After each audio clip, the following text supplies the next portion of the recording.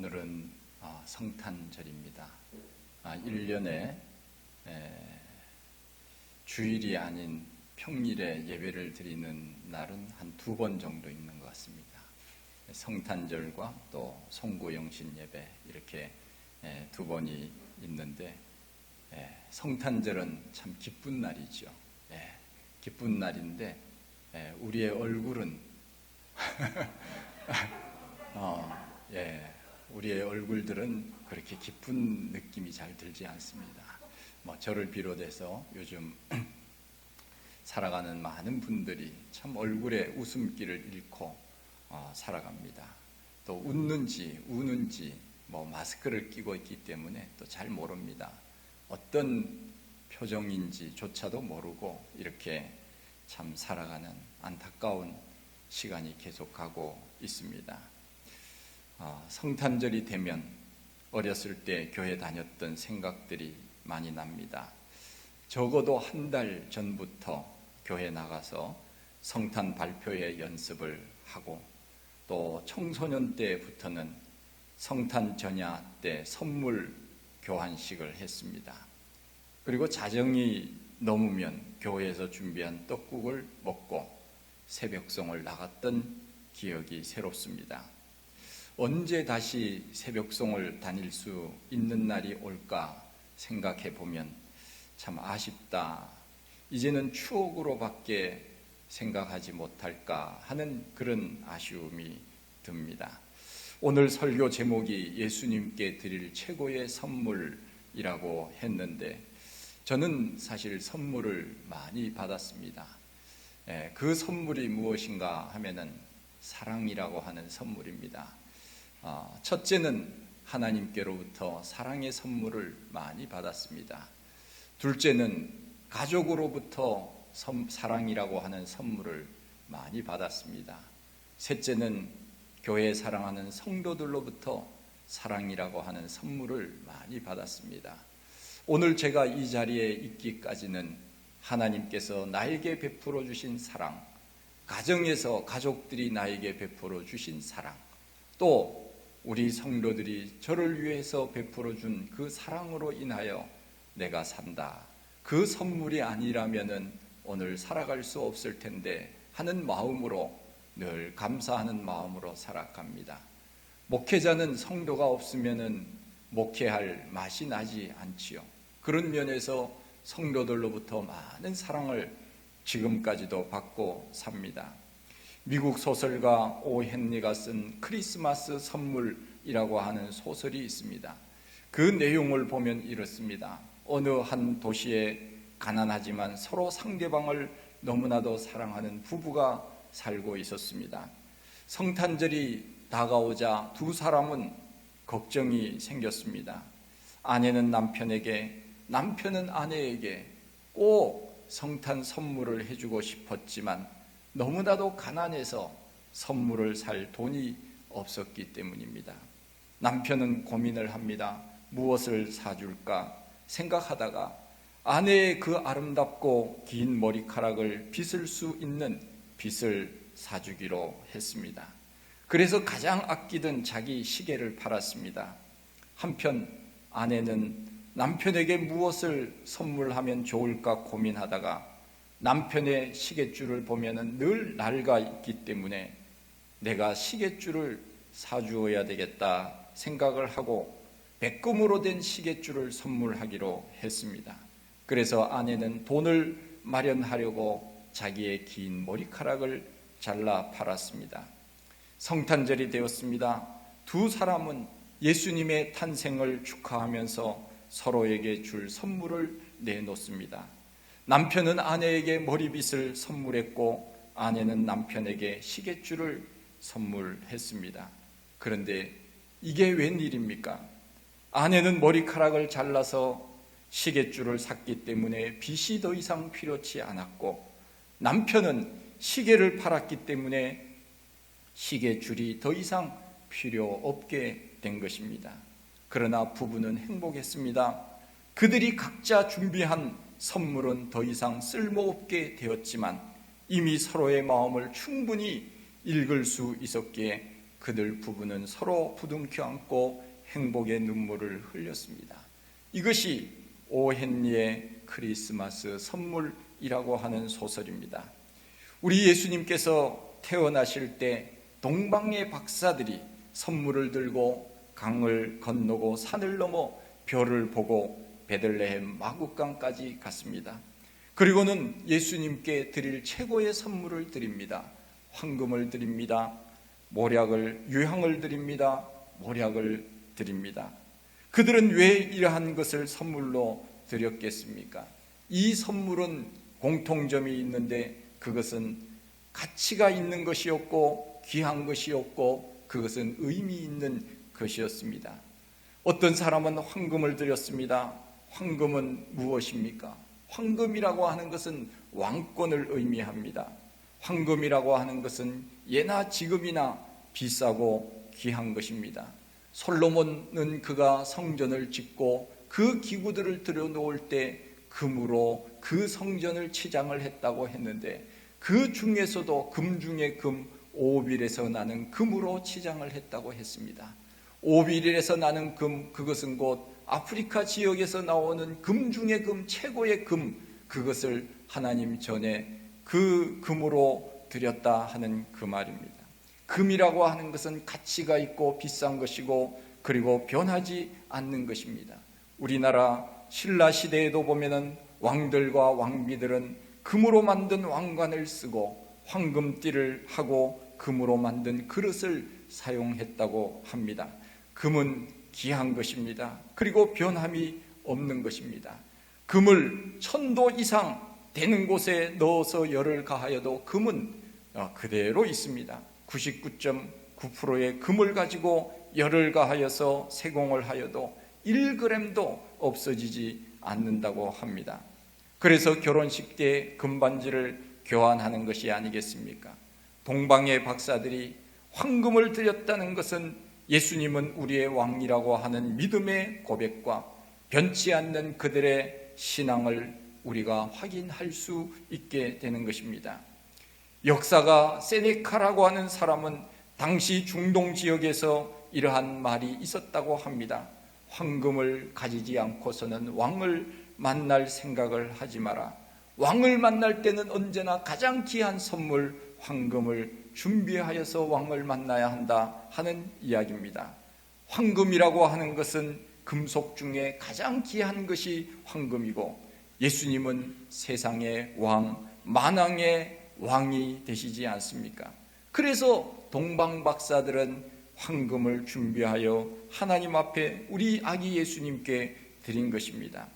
예수님은 힘으로 이 세상을 통치하시는 왕이 아니라 사랑으로 통치하시는 왕이셨습니다. 예수님은 총이나 법으로 이 세상을 다스리지 않으시고 십자가의 사랑으로 온 세상을 다스리신 왕이십니다. 세상의 왕은 못할 것이 많이 있지만 왕 대신 예수님은 못할 것이 없으신 전지전능하신 왕이십니다. 세상의 왕은 임기가 있는 일시적인 왕이지만 우리 예수님은 영원한 왕이 되십니다. 세상의 왕은 이 땅의 왕이지만 예수님은 장차 오는 세상에서도 영원한 왕이 되시는 분, 그분이 바로 예수 그리스도이십니다. 그러기에 동방 박사들 중에 어떤 사람은 황금을 드립니다. 우리 예수님이 왕인 줄 알고 아기로 태어났지만 그 아기 예수님께 저는 황금을 준비하여 드렸습니다. 그가 준비한 그 황금은 최고의 황금이었습니다. 어느 역사가가 알렉산더 대왕과 예수님을 비교한 글이 있습니다. 주전 350년경 알렉산더 대왕은 세계를 정복하고 거대한 제국을 세웠다. 그리스도와 알렉산더는 공통점을 가지고 있다. 두 사람은 젊은 날에 일을 시작하여 똑같은 나이 33살에 일생을 마쳤다. 알렉산더는 왕국에서 태어났고 예수님은 마국간에서 태어났다. 알렉산더는 왕자로 태어났고 예수는 목수의 아들로 태어났다. 알렉산더는 왕자에서 고귀한 왕으로 죽었으며 예수는 십자가에서 조롱받으며 죽었다. 알렉산더는 일생의 위대한 성공을 보였고 예수의 일생은 실패한 것으로 보였다. 알렉산더는 자신의 소유를 위하여 수십만의 피를 흘렸고 예수는 전 인류를 위하여 피를 흘렸다. 알렉산더는 영광의 바벨론에서 죽었고 예수는 수치의 갈보리에서 죽었다. 알렉산더는 모든 왕국을 정복하였고 예수님은 죽음을 정복하였다. 알렉산더는 모든 사람을 노예로 만들었지만 예수님은 모든 사람을 자유케 하셨다. 알렉산더는 역사를 만들었지만 예수님은 역사를 변화시켰다.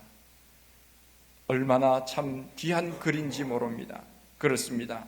우리 예수님은 세상의 왕과는 비교할 수 없는 만왕의 왕이 되시고 만주의 주가 되십니다. 아기 예수님께 황금을 바친 것은 우리 예수님은 만왕의 왕이 되시며 영원히 변치하시는 영존하시는 분이라는 것을 의미하는 신앙의 고백이 아니겠습니까? 두 번째는 유향을 드렸다고 했습니다. 유향은 향기가 납니다. 예수님이 냄새나는 마국간에서 나셨기 때문에 냄새를 없애기 위하여 유향을 선물한 것은 아닙니다. 유향은 가정에서는 온 가정을 향기롭게 하는 데 사용하였고 성전에서는 제사를 드리는데 절대적으로 필요한 것, 이것이 바로 유향이었습니다. 구약에 보면은 제사 중에 소제라고 하는 것이 있는데 이 소제는 일종의 감사 제사였습니다. 그 소제를 드리고 난 다음에는 항상 유향을 같이 드렸다고 합니다. 레위기 2장 1절 말씀에 보면 누구든지 소제의 예물을 여호와께 드리려거든 고운 가루로 예물을 삼아 그 위에 기름을 붓고 또 그 위에 유향을 놓아 아론의 자손 제사장에게로 가져올 것이고 제사장은 그 고운 기름가루 한 줌과 그 모든 유향을 취하여 기념물로 단 위에 불사를 치니 이는 화제라 여호와께 향기로운 냄새니라.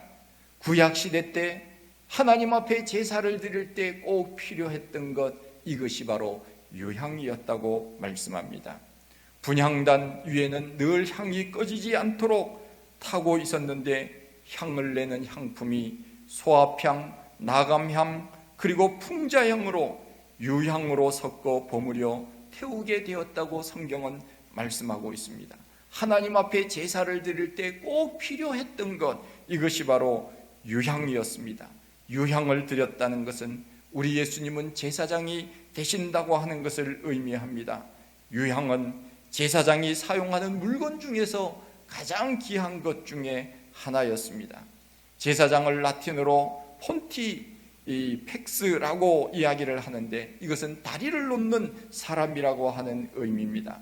아기 예수님께 유향을 선물한 것은 그 방에 유향의 향기가 늘 진동하기를 바라는 마음이 있지만 그 속에 들어있는 영적인 의미는 예수님, 그분은 제사장이 되신다.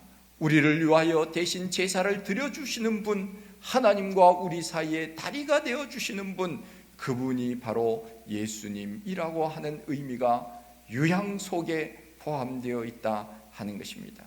그래서 저는 유향을 준비하여 주님께 드립니다 하고 동방박사 중에 하나는 유향을 주님 앞에 선물로 드렸습니다. 셋째는 모략입니다. 모략은 시스티스라고 하는 나무에서 나오는 진이라고 합니다. 아주 값진 기름입니다. 이스라엘 사람들은 제사장과 왕과 선지자들에게는 머리에 기름을 부었습니다. 다윗이 왕이 될 때도 그렇게 하지 않았습니까? 하나님께서 사무엘에게 말씀합니다. 너는 이새의 집에 가서 그 아들 중에 한 명을 이스라엘의 왕으로 삼으라. 그랬을 때 사무엘은 소뿔에다가 기름을 넣어서 그 집에 갔습니다. 첫째 아들, 둘째 아들, 셋째 아들, 첫째 아들이 왕인 줄 알고 기름을 부으려고 했지만 하나님께서는 그렇지 않다. 사람은 외모를 보지만 나 여호와는 중심을 보느니라. 그래서 그 이새의 집에 가서 사무엘이 이새에게 묻지 않습니까? 아들이 전부냐? 아닙니다. 막내가 있기는 한데 저 들에서 양을 지키고 있습니다. 데리고 오너라. 데리고 와 보니까 다윗이었습니다. 다윗의 머리에 기름을 부었습니다. 하나님께서 다윗을 왕으로 삼으셨습니다. 그 기름이 바로 관유라고 하는 그 기름인데, 그 관유를 만들 때 썼던 것이 바로 몰약이었다 하는 것입니다. 출애굽기 30장 23절에 보면 너는 상등 향품을 취하여 액체 모략 500세겔과 그 반수의 향기로운 육개 250세겔과 향기로운 창포 250세겔과 계피 500세겔을 성소의 세겔대로 하고, 이같이 값비싼 향을 만들 때 넣는 재료 모략을 넣으라고 말씀하고 있습니다. 잠언 7장 16절 말씀에 보면은 솔로몬 왕의 침상에는 모략을 뿌렸다고 했습니다. 내 침상에는 화문요와 애굽의 문체 있는 이불을 폈고 모략과 침향과 계피를 뿌렸노라. 여러분, 침상에 모략 뿌리고 주무십니까? 화문요, 모략, 침향, 계피, 솔로몬이 얼마나 풍성한 삶을 살았는가. 그야말로 그는 세상에 부족함이 없이 살았던 사람입니다. 그 귀한 모략을 침대에 뿌리고 살았다 하는 것입니다. 예수님의 생애는 모략으로 시작해서 모략으로 끝났습니다. 예수님이 이 세상에 탄생하셨을 때 동방박사들은 예수님께 모략을 선물로 드렸습니다. 그런데 예수님께서 죽으셨을 때 마지막으로 받은 선물도 바로 모략이었습니다. 예수님이 세상을 떠나자 니고데모가 예수님의 그 장사 지내는 곳에 찾아가서 모략과 침향을 100근쯤 가지고 와서 예수님의 시체에 발랐다고 성경은 말씀하고 있습니다. 아주 귀한 사람의 침상에 뿌리고 정말 귀한 분의 몸에 바르고 하나님이 택하신 존귀한 자의 머리에 붓는 기름, 그것이 바로 모략이라고 하는 것입니다. 우리의 아기 예수님께 모략을 드리는 것은 너무나도 그분은 존귀하신 분이기 때문에 동방박사들 중에 어떤 사람은 저는 모략을 준비하여 드립니다. 이 모략은 곧 메시아라고 하는 기름 부음 받음을 받은 자, 곧 그리스도 구원자라고 하는 이름의 뜻이 바로 기름 부은 예수 그리스도, 그분은 우리를 위하여 십자가에 못 박혀 돌아가셨지만 그러나 다시 살아나서 존귀한 자로 오늘날 2000년의 역사 속에서 수많은 사람들이 예수님을 우러러보며 그분 십자가 앞에 무릎 꿇고 용서를 빌고 회개하여 구원 얻는 놀라운 역사들이 일어나지 않았습니까? 동방박사들은 아기 예수님께 황금과 유향과 모략을 예물로 드렸습니다. 이 세 가지 선물 속에 예수님에 대한 모든 예언이 다 포함되어 있습니다. 우리 예수님은 왕 중에 왕이라는 것입니다. 일제시대 때 사람들은 일왕에게 절을 하도록 강요하지 않았습니까? 그러나 우리 예수 믿는 사람들은 거절했습니다. 우리의 왕은 예수 그리스도 그분밖에 없는데 어찌 사람에게 우리가 그분을 숭배할 수 있느냐?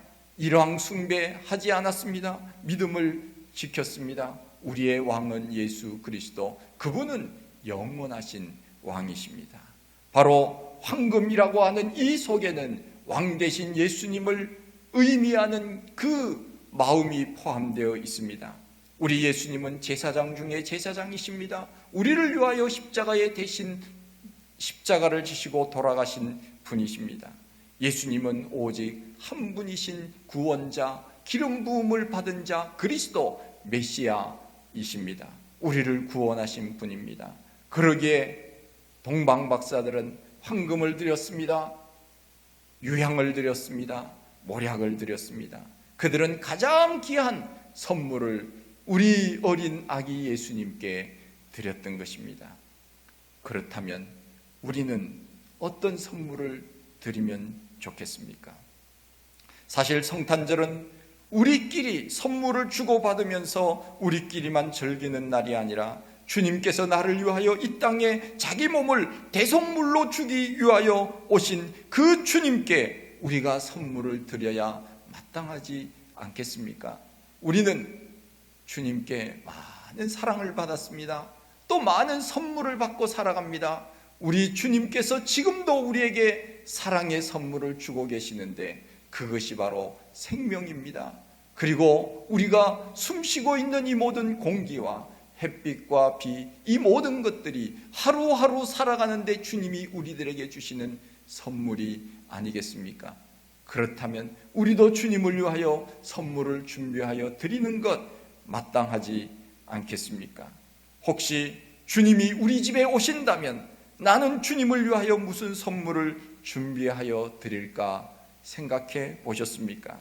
아마 우리 예수님은 잃어버린 사람들을 찾아 구원하려고 오셨다고 말씀하신 것처럼 만일 예수님이 우리 집에 오신다면 우리는 가장 좋은 선물 무엇이겠습니까? 잃어버린 영혼, 그 영혼을 주님 앞에 데리고 와서 주님, 이 사람을 제가 전도하여서 주님 앞에 데리고 왔습니다. 우리 주님은 아마 말씀하신 그대로 이 세상에서 믿지 않는 사람들이 예수 믿어 구원받는 것이 구원받아 천국에 있는 수많은 사람들보다 더 기뻐하신다고 말씀하신 것처럼 그 한 영혼을 주님 앞에 모셔왔을 때, 주님 앞에 데리고 왔을 때 주님께 가장 좋은 선물이 되지 않을까 하는 생각이 듭니다. 성탄절은 인류의 구원자 되시는 우리 예수님께서 나신 날입니다. 그러기에 우리는 이 기쁜 성탄의 소식을 나만 가지고 사는 것이 아니라 이 소식을 모르는 수많은 사람들, 죽어가는 영혼들에게 전하면서 그 사람들을 주님 앞에 데리고 올 때 성탄의 가장 좋은 주님께 드리는 선물이 되지 않겠습니까?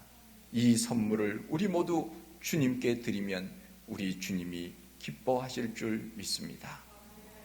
하나님 아버지, 크신 은혜와 사랑을 감사드립니다. 오늘 우리들에게 아기 예수로 이 땅에 탄생하신 예수 그리스도를 맞이하는 성탄절을 맞게 하셔서 함께 예배드릴 수 있는 은혜를 주신 것 감사합니다. 하나님 아버지, 우리는 많은 사랑을 받고 삽니다. 지금도 사랑 가운데 살아가고 있습니다. 하지만 우리는 주님 앞에 무엇을 드리려고 생각하고 있는지 언제나 내 자신들을 돌아보게 하시고 특별히 잃어버린 영혼들을 주님 앞에 데리고 오는 것, 이것이 주님 가장 기뻐하시는 선물이 될 줄로 믿습니다. 우리 모두 그와 같은 마음으로 주님께 최고의 선물을 드리며 사는 우리 모두가 다 되게 하여 주시옵소서. 예수님 이름으로 기도하옵나이다. 아멘.